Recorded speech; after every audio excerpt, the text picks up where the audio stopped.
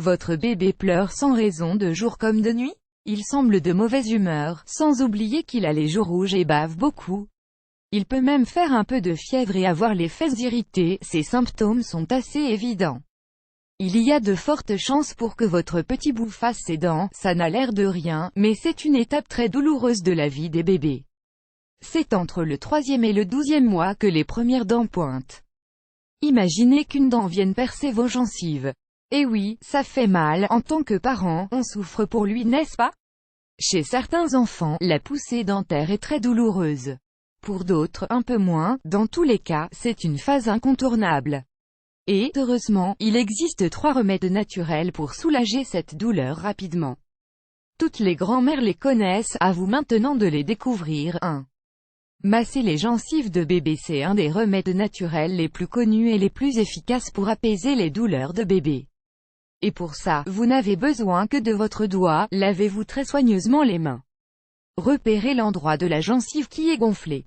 C'est là précisément que la dent va sortir. Avec votre doigt propre, massez doucement cette zone en faisant de petites pressions. 2.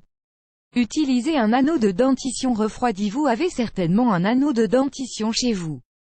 Sinon vous pouvez en trouver un ici sans bisphénol ni phtalate. Placez-le plusieurs heures au réfrigérateur, puis donnez-le à bébé qui va le mâchouiller avec soulagement.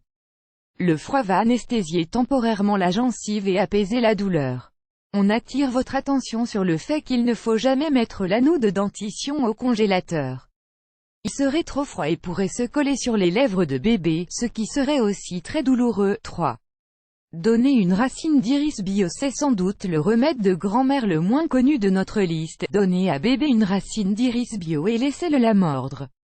La racine va libérer des principes actifs pour faciliter la percée de la dent.